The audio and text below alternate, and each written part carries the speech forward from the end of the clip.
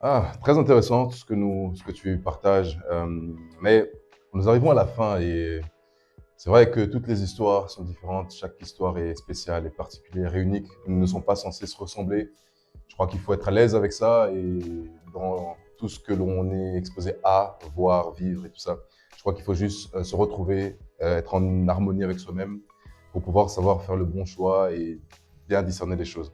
Mais ma question est quand même, avant qu'on puisse partager, terminer et euh, finir cette émission, quel serait ton mot de la fin, ton conseil pour, en tant que femme, par rapport à ton expérience, à ton vécu?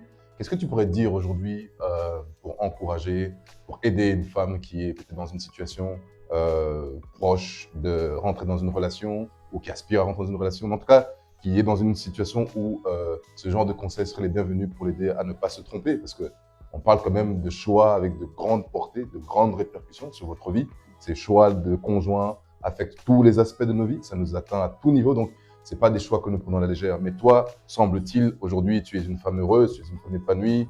Je dis pas ça parce que c'est moi le mari, mais on voit, regarde, on voit comment tu es belle, on voit comment tu es épanouie, on voit comment tu es confortable, tu as l'air d'être voilà, en ordre et en paix avec toi-même. Donc, je crois que tout ça, c'est aussi la conséquence de cette paix intérieure qui se reflète. Donc, comment d'autres femmes qui voudraient vivre une union paisible, un couple heureux, une famille épanouie, peuvent aujourd'hui se mettre dans une situation pour recevoir ton conseil, ta sagesse que tu as acquis par la grâce de Dieu jusqu'à maintenant, pour les aider aussi à développer et à bâtir une famille solide, une famille forte, cette famille qui naît en fait de papa, maman, l'homme et la femme. Quel est ton conseil pour aider ce genre de personnes qui, comme toi, voudraient marcher sur tes traces, et notamment les traces que le Seigneur a pour tout enfant de Dieu? Le mariage est aussi censé être un projet de paix, est censé être un bonheur, un don, donc c'est pas quelque chose qui doit être accompagné de malheur. Mais nous savons qu'il y a des mariages qui malheureusement ne produisent pas ça. Toi, comment tu peux aider ces personnes à faire le bon choix et avancer dans la bonne voie? Donc pour moi, premièrement, je dirais qu'il ne faut pas être dans l'angoisse, il ne faut pas être dans le stress, parce que je sais que parfois, à force d'entendre parler de mariage, surtout pour nous les femmes, ça peut créer une sorte d'angoisse, une sorte de stress sur le mariage. Oh, tous les amis se marient, on se l'entoure juste pour vivre pour le mariage, dans le sens que on fait tout pour parader, pour que le frère nous remarque, tout ça. Non, je ne conseille pas ça. Ce que je conseille, c'est vraiment juste de continuer à te bâtir. Dieu a mis tellement de choses en toi, toi femme qui me regarde.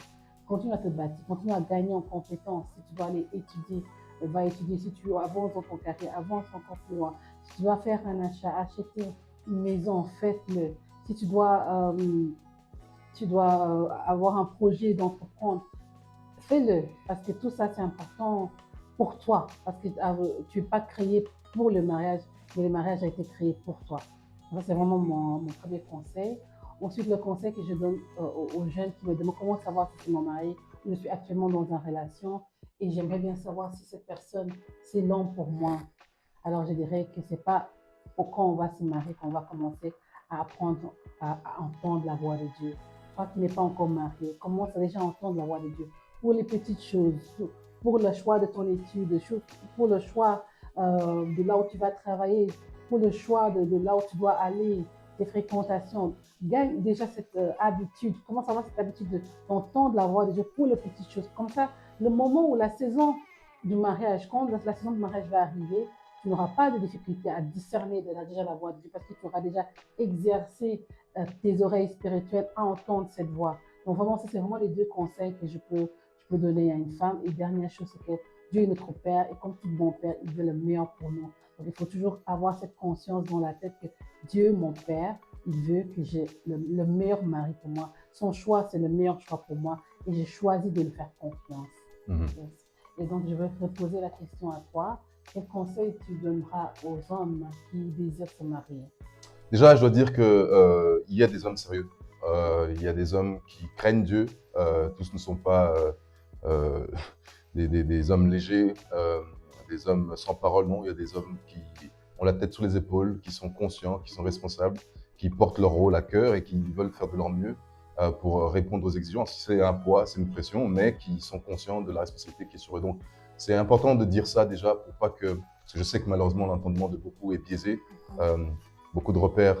En tout cas, beaucoup de personnes n'ont pas de repères, beaucoup de foyers sont défaillants et naturellement, ça se répercute sur les gens et du coup, ça affecte leur approche et leur vision. Non, il faut déjà remettre les choses dans leur contexte. Il existe encore des personnes aimables, attachantes, hommes comme femmes d'ailleurs, oui, hommes comme femmes d'ailleurs, aimables, attachantes, serviables et qui ont de l'amour à donner, l'amour sincère, qui ne cherchent pas de calculs, qui n'ont pas de mauvaises intentions, mais qui veulent vraiment bâtir et qui partent avec des bonnes intentions et un bon projet. Mais pour ce qui me concerne, de mon point de vue, de mon expérience, un homme, quand il aime quelqu'un, quand il aime une femme, il est prêt à repousser ses limites. J'ai fait 1 an et demi à observer et je suis de nature timide. Enfin, je l'ai été puisque maintenant, étant pasteur, la timidité a dû me laisser tranquille. Mais ceci pour dire qu'il ne faut pas l'exposer, il ne faut pas le presser, le stresser. Un homme qui, digne de son nom, prend les choses en main quand il sait que son compte y est, son intérêt s'y retrouve et son bonheur y est. Donc il sortira de sa zone de confort, il prendra l'initiative, parce que d'ailleurs, l'homme quittera.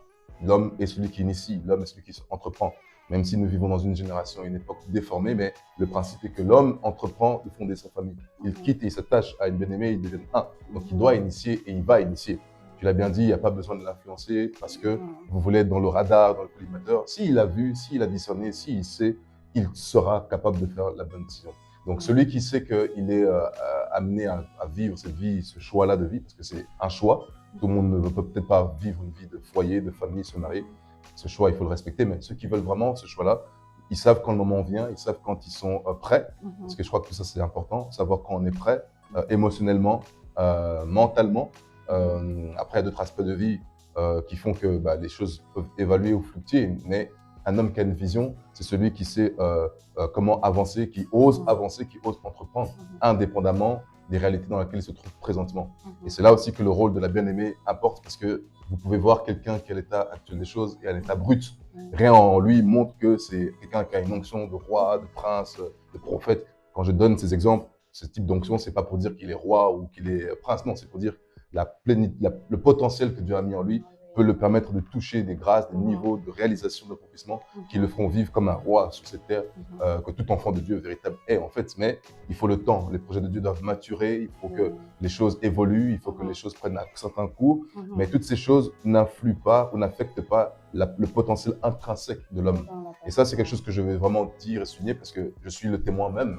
Je ne me suis pas marié parce que tout était parfait dans ma vie. Au contraire, j'étais dans un grand désert. Tout n'allait pas forcément comme je voulais, mais j'étais convaincu en moi, j'étais confiant de ce que Dieu m'a donné, de ma vision, où j'allais. J'allais quelque part, donc je n'étais pas à l'aventure et je voulais juste m'allier pour être dans mon appel. Et c'est comme ça que Dieu crée l'opportunité, la faveur, la grâce de mettre quelqu'un qui va marcher avec vous. Mais quand tu le sais, quand un homme sait que c'est la personne qu'il lui faut, il entreprend, il ose. Et mon conseil, c'est de dire, n'allez pas en pensant à un plan B, C, D ou Z. Parce que ça, c'est aussi ce que beaucoup de gens font. Si vous fonctionnez comme ça, vous êtes en train d'essayer de tromper Dieu. Dieu n'est pas quelqu'un qui donne en attendant ou qui propose le moindre en attendant de trouver le mieux ou le juste assez. Non, quand Dieu donne, il donne le meilleur. Donc, quand vous trouvez en une personne que vous pouvez vous projeter, vous pouvez vous accomplir, investissez-vous totalement. Et vous êtes aussi quelqu'un, la personne qui avait un rôle à jouer dans la vie de la personne, qui par votre implication et investissement dans la vie de cette femme, de cette bien-aimée, vous allez en tirer le meilleur. Vous allez faire sortir la meilleure personne et vous allez gagner à l'échange. C'est ça le principe du mariage. On se sacrifie pour donner le meilleur à l'autre, mais quand l'autre s'embellit, c'est vous aussi qui vous embellissez parce que vous êtes une équipe, vous devenez un. Donc mon conseil, c'est vraiment restez vraiment attaché à la voix de Dieu. Soyez sensible à toutes les instructions, tous les indicateurs que Dieu peut vous donner, vous montrer. Parce que je crois qu'aussi le mariage vient avec une saison. Il y a une grâce, il y a une fenêtre opportune pour cette rencontre et ce projet qui fait qu'il ne faut pas être négligent, il ne faut pas être distrait parce que vous pouvez manquer la volonté parfaite de Dieu pour votre vie. Je crois qu'il y a une femme qui correspond parfaitement à moi. Et je crois que c'est la femme que j'ai épousée. Je ne dis pas que si je ne l'avais pas épousée, ma vie ne serait pas comme ça, mais non, mais je suis convaincu qu'il y a une personne que Dieu a pour vous, mais que si vous n'avez pas discerné ça au moment, parce que la condition, l'habillement, enfin, des choses futiles hein, finalement, parce que ce qui garantira votre foyer, la paisibilité de votre foyer, le fait que votre mari sera fidèle, c'est pas parce qu'il s'habille bien, pas parce qu'il parle un beau français. Oui, vous pouvez aimer que votre mari s'exprime bien, qu'il est éloquent, qu'il est tout ça, il n'y a pas de mal à ça, mais fondez vos critères sur des choses permanentes, pas sur des choses temporaires, pas sur des choses passagères. Si, parce que vous cherchez un homme qui est absolument accompli, qui est riche, mais le même homme demain, il peut avoir un accident, devenir handicapé, il perd de la richesse, vous allez le fuir, vous allez l'abandonner. Non, basez votre vie, basez votre choix sur les choses durables, pérennes, l'amour fondamental, l'amour vrai, qui fera que Dieu, étant soucieux de ces bases-là, vous donnera l'équivalent, vous donnera proportionnellement à votre sincérité, à votre amour et à votre désir que vous voulez une personne à qui vous pouvez donner le meilleur et vous ne cherchez pas à gagner parce que vous voulez profiter. Non, soyez sincère avec Dieu, soyez sincère dans la personne parce que c'est aussi une âme. Ne blessez pas les gens. Il y a un cœur qui est là, qui fait que les blessures peuvent affecter leur vie à jamais. Donc, il faut vraiment être conscient qu'on s'engage avec une conscience pure. On veut réussir notre projet, on se donne les moyens de réussir. On y travaille en priant et quand on rencontre la personne, on chemine en se confiant, en étant transparent et en donnant le meilleur pour que notre projet réussisse ensemble. Soyez transparent, dites-vous tout, ne vous cachez rien parce que, comme je l'ai partagé dans ma petite expérience, il y a toujours des personnes autour que vous ne pouvez peut-être pas savoir parce qu'il y a des gens qui jouent bien leur rôle, de cacher leurs émotions contre vous, mais vous êtes, vous et votre futur bien-aimé, les seuls partenaires qui pouvaient garantir votre projet. Et donc, si vous savez que vous êtes ensemble, vous avez une vision commune, vous êtes confiant, que vous avez beaucoup d'attaches, beaucoup de points d'intérêt, que vous voulez vraiment progresser ensemble, allez-y. N'ayez pas peur de l'avenir, n'ayez pas peur des soucis du temps présent. C'est passager et parfois même, il ne faut pas dire toujours, Dieu permet ces contextes de rencontre, les humbles commencements, comme j'aime bien appeler ça, pour tirer le meilleur de chacun, les motifs de chacun, bâtir aussi les caractères des gens pour apprendre à évoluer ensemble. Quand il n'y a rien, c'est le moment où on peut montrer si on se supporte vraiment. Quand il n'y a pas de raison de faire la fête parce qu'on manque de tout, c'est le moment aussi de travailler ensemble pour savoir à quel point on veut réussir. Donc, considérez chaque saison avec la personne qui vient à votre porte au moment où il vient, parce qu'il ne faut pas avoir honte de le dire, il y a parfois des gens qui se retrouvent à des âges où ils cherchent mariage, ils pensent mariage, mais si on regarde bien, ce n'est pas parce que la personne est maudite, ce n'est pas parce que la personne est méchante, vilaine ou quoi que ce soit, non. Mais il y a eu une saison qui était venue, qui fait que quand la personne n'a pas discerné, n'a pas saisi cette saison, tout le reste après, ça sera dans la volonté permissive. Et vous ne pouvez pas dire à coup sûr que dans la volonté permissive, Dieu a prévu un moyen de vous donner ce que vous cherchez et ce que vous aurez eu droit dans la volonté parfaite. Et là, si Dieu ne le fait pas, ça ne veut pas dire que Dieu est un Dieu méchant, qu'il n'est pas un Dieu de miséricorde. Ça veut juste dire que pour vous, il n'a pas prévu un remplacement dans cette saison de grâce, de volonté permissive. Et ça, si vous avez voulu vivre cette réalité, vous ne pouvez plus rattraper parce que Dieu n'a plus de voie. Donc, je crois qu'il faut quand même comprendre que le temps ne nous appartient pas. Quand les choses viennent à vous, les opportunités viennent à vous, soyez assez intelligent pour saisir la grâce. Je ne dis pas qu'il faut saisir par dépit parce que vos standards ont baissé et vous voulez être une femme de bon marché, c'est pas ce que je veux dire, non. Mais apprenez à évaluer quelqu'un, à considérer quelqu'un au-delà des critères, juste de ce que vous avez, surtout physique, matériel et autres. Il y a des gens qui ont épousé des hommes pauvres, mais qui sont devenus les plus prospères du monde.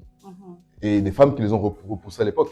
Qu'est-ce qui va se passer maintenant? L'homme doit relaisser sa femme qui a marché avec lui dans la pauvreté pour aller vers les femmes qui deviennent des tigres, des loups et des vipères parce que l'argent est arrivé. Non. Vous qui avez été avec lui quand il était pauvre, vous serez la seule qui sera capable de le protéger quand il sera riche. C'est la femme de sa vie. Et je crois qu'il faut comprendre qu'un homme a besoin de ça. Il a besoin d'avoir quelqu'un qui croit en lui, une femme qui marche avec lui et que toutes les considérations, les aspects vont être solutionnées avec le temps. Mais va dans la même direction, supporte-le parce que tu es l'aide semblable que Dieu envoie et tu verras que tu seras la personne la plus heureuse et bénie d'avoir cru en un homme, dans quelqu'un dont peut-être des gens ne croyaient pas ou disaient du tort. Et il faut savoir que la femme comme l'homme, on est chacun dans des saisons différentes de nos vies aussi. Donc, sachez discerner ça. Et vous qui avez donc la responsabilité ou le rôle de vivre avec quelqu'un, vous avez aussi la responsabilité dans la vie de la pousser, de l'élever et de faire votre mieux pour que votre foyer soit toujours au top niveau. Et ça, c'est le travail des deux. Donc voilà, c'était mon mot de la fin. Je vous remercie de nous avoir suivis. Je remercie, je ne sais pas si je dois dire Pasteur Esther, Chou-Fleur, c'est comme ça que je l'appelle dans notre intimité. Mais en tout cas, j'étais ravi de faire cette émission avec toi. J'espère que nous avons tous été bénis, ravis d'avoir partagé ce temps. On arrive à la fin et je voudrais juste, pour vous qui nous suivez, qui voulez être branchés, qui voulez être informés sur la suite des différentes émissions que nous avons, il y a beaucoup d'émissions qui viendront, beaucoup de choses intéressantes, très édifiantes que nous avons à partager. Mais n'hésitez pas, si c'est votre cas, à partager, à liker, à aimer et donc à vous souscrire également pour rester connecté avec les nouveautés à venir, l'actualité et toutes les autres informations que nous voudrons bien partager avec vous. Encore une fois, que Dieu vous bénisse. À très bientôt. Que Dieu vous bénisse. Bye bye. Bye bye.